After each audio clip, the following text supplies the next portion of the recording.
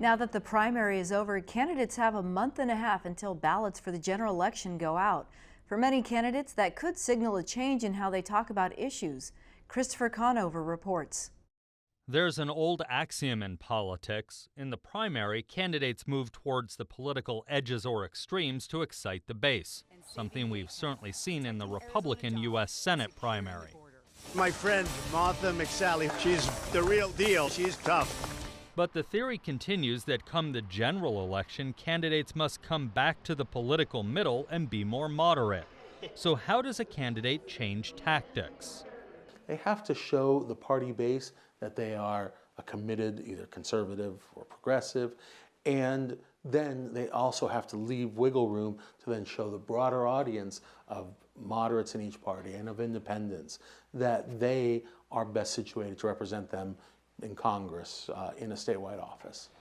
Do voters forget the ads that played to the base as candidates move back to the middle? Well, they may not remember the total content of the ads, but they have formed an impression. And once the impression is sort of there, it can be modified, but it may not be able to be changed drastically.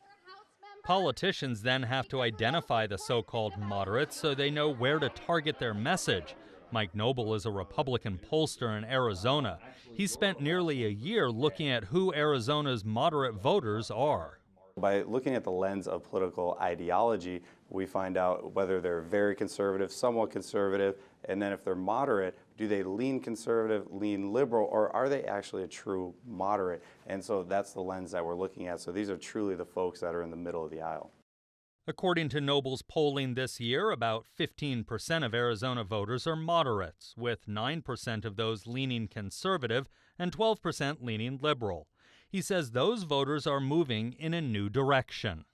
When you look at moderates, they look just like liberals on top issues. So with liberals, their number one issue is education.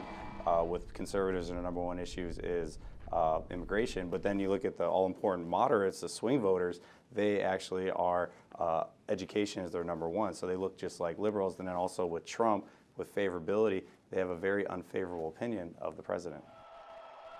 So this year, if Noble is right, Republicans and Democrats will have to play to the middle and away from the president.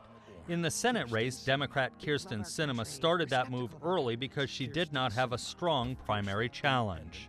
I'm just not afraid to stand alone to do what's right. A reputation for working across the aisle. Does a candidate changing their message run the risk of being labeled a flip-flopper? Republican strategist Marson says not really.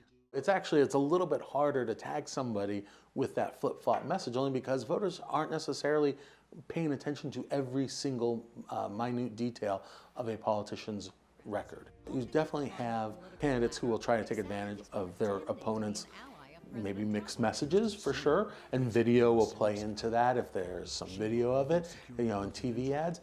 But first of all, I think voters sometimes see through that, and sometimes it's absolutely okay to change your idea, to change your position because you've learned new facts. Midterm elections, like the one we have going on right now, often lead to a flip in the congressional majority party. Political scientist Barbara Norander studies political parties, public opinion, and elections. She says it's hard to predict how voters will approach this decision. Well, there's one explanation is that people who are angry are more likely to show up at the polls in midterm elections. Is there a blue wave out here tonight? The race is on for the general election. Will candidates move to the middle or stay further away? Only time will tell. Early voting starts in 6 weeks.